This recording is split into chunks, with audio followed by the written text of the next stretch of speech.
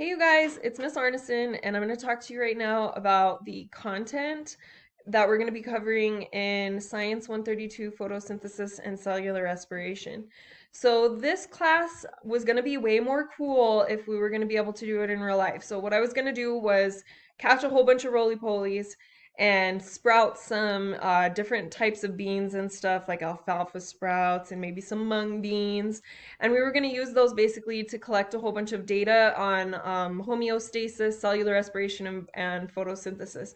But unfortunately, we are only online, and so digitally we can't do that.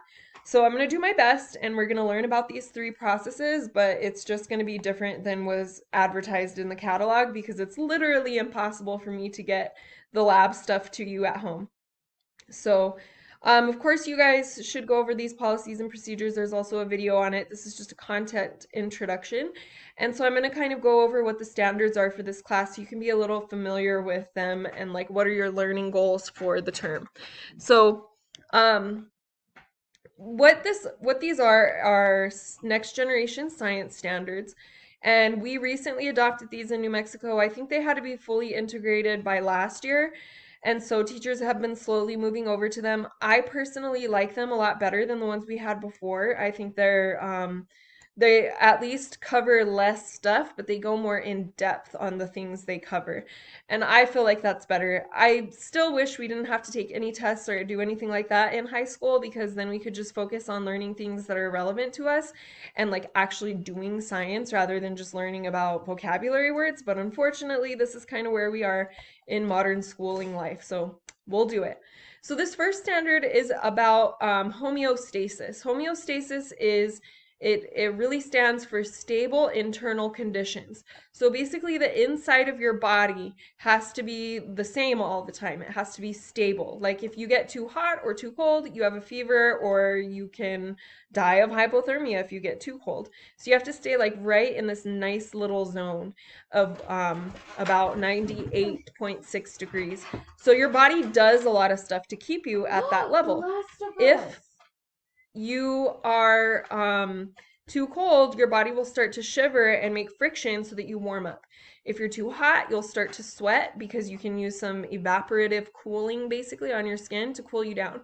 So that's the process of maintaining homeostasis. Basically, the inside of your body or the inside of a cell, even if it's just a single celled organism, it has to remain stable on the inside or that organism will die. If you get too cold or too hot, you will literally die. So, that is what homeostasis is. There's some other probably like keywords down here. We're going to be talking about something called feedback, and there's positive and negative feedback loops in nature. They're a big deal because they keep basically everything that is doing anything in the whole entire world, any system, is going to be some sort of feedback system and some sort of feedback loop. So we have to look at those and kind of analyze it.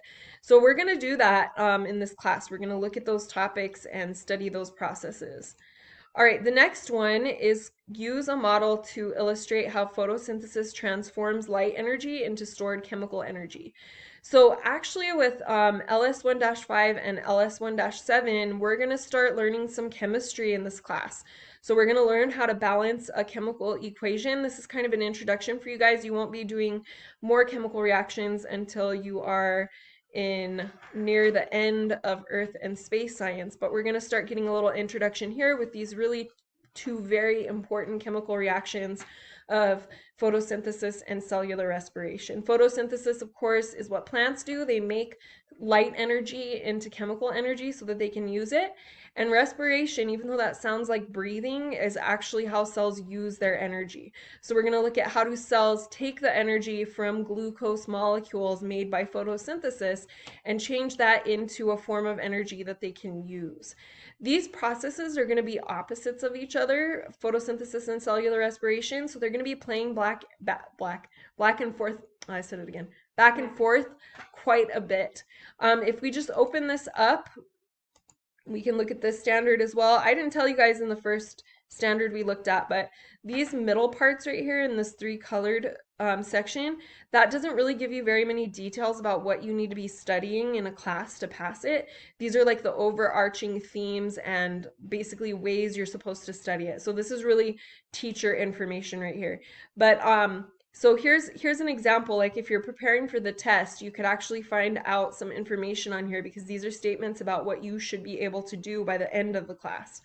So from the given model, students need to identify and describe the components of the model relevant for illustrating photosynthesis, transforming light energy into chemical energy by taking carbon dioxide and water and turning it into sugars and oxygen.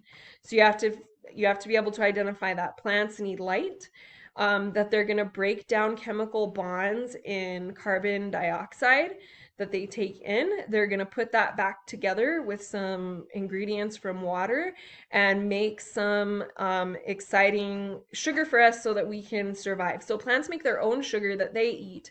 And then, of course, we eat plants or something that ate plants, right? Like even if you are a big meat eater and you just want to have meat all the time and you're like, I don't want a salad, you're still eating a cow and the cow ate the salad, right? So you're still getting your energy from a plant, even if it goes back further steps. But by the way, health tip, it is much healthier for you and for the planet not to eat as much meat and to eat more vegetables and fruits. So try to eat plants whenever you can. Okay, so that's really all I want to say about this syllabus right here. Just make sure that you know these three essential questions. They will be on your little quiz, and we'll be referring to them in every single lesson. So the first one is, how do organisms maintain homeostasis? So basically that means, how do organisms stay the same on the inside? How do they keep their body temperature right? Or how do they get rid of salt if they're too salty on the inside? How does photosynthesis work and why is it so important? And how does cellular respiration work and why is it so important? And I'm just going to say this like a million times, but I'll say it one more time right now. Cellular respiration is not cells breathing, it's cells using energy. So, how do cells use their energy and why is that so important? All right, you guys, I hope you have a beautiful day and I'll see you later.